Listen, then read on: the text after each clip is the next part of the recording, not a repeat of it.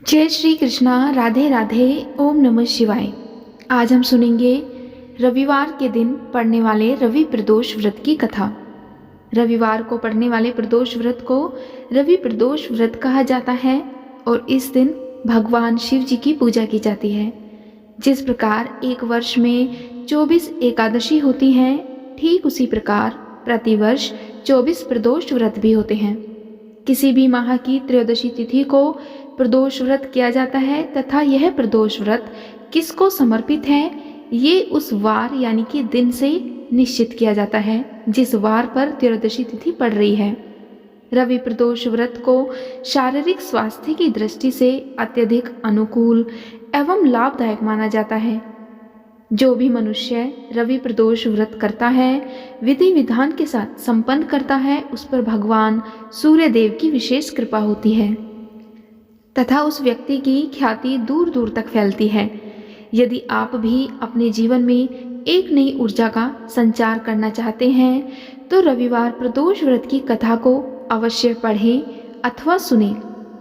तो चलिए अब सुनते हैं रवि प्रदोष व्रत की कहानी। एक समय सर्व प्राणियों के हित के लिए परम पावन भागीरथी नदी के तट पर ऋषि समाज द्वारा एक विशाल गोष्ठी का आयोजन किया गया। इस सभा में व्यास जी के परम शिष्य और पुराणों के वेत्ता सूत जी महाराज हरि कीर्तन करते हुए पधारे। सूत जी को आते हुए देखकर शौनक आदि 88,000 ऋषि मुनियों ने खड़े होकर उन्हें दंडवत प्रणाम किया और उनसे पूछा कि हे पूज्यवर महामते, कृपया यह बताने का कष्ट करें कि मंगलप्रद कष्ट निवारक यह व्रत सबसे पहले किसने किया और उसका क्या फल प्राप्त हुआ। उन सब की बात सुनकर श्री सूत जी बोले कि आप सभी शिव के परम भक्त हैं। आपकी भक्ति को देखकर मैं व्रती मनुष्यों की तुम्हें कथा सुनाता हूँ, तुम ध्यान पूर्वक सुनो। एक गांव में अति दीन ब्राह्मण निवास करता था। उसकी साध्वी स्त्री प्रदोष व्रत किया करती थी। उसे एक ही पुत्र रत्न था। एक समय की बात है, उसका पुत्र गंगा स्नान करने के लिए गया और दुर्भाग्यवश मार्ग में चोरों ने उसे घेर लिया और वो कहने लगे कि हम तुम्हें मारेंगे नहीं, तुम अपने पिता के गुप्त धन के बारे में हमें बता दो। बालक दीन भाव में उनसे कहने लगा कि हे बंधुओं, हम अत्यंत दुखी दीन हैं, हमारे पास धन कहाँ से आएगा। तब चोरों ने कहा कि तेरे इस पोटली में क्या बंधा हुआ है। तब बालक ने निसंकोच होकर कहा कि मेरी माँ ने मेरे लिए रोटियां दी हैं। यह सुनकर चोरों ने अपने साथियों से कहा कि साथियों, यह तो बहुत ही दीन और दुखी मनुष्य है, अतः हम किसी और को लूटेंगे। और इतना कहकर चोरों ने उस बालक को जाने दिया। वह बालक वहां से चलते चलते एक नगर में पहुंचा। नगर के पास एक बरगद का पेड़ था। वह बालक उसी बरगद की वृक्ष की छाया में सो गया। उसी समय उस नगर के सिपाही चोरों को खोजते हुए उस बरगद के वृक्ष के पास पहुंचे और उस बालक को चोर समझकर उसे बंदी बना लिया और राजा के पास ले गए।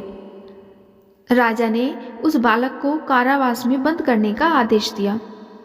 उधर जब ब्राह्मणी का लड़का घर नहीं लौटा तब उसने अपने पुत्र की बड़ी चिंता हुई और अगले दिन प्रदोष व्रत था।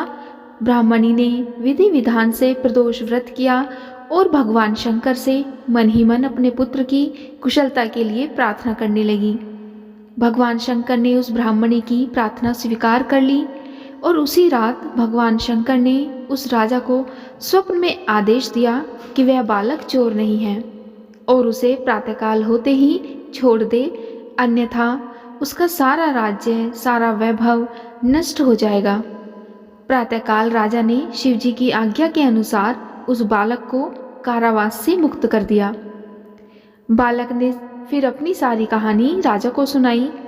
राजा सारा वृतांत सुनकर अपने सिपाहियों को आदेश देकर उस बालक के घर भेजता है और उसके माता पिता को राज दरबार में बुलाता है। उसके माता पिता राज दरबार में आकर बहुत भयभीत होते हैं कि उन्हें राजा ने क्यों बुलाया है।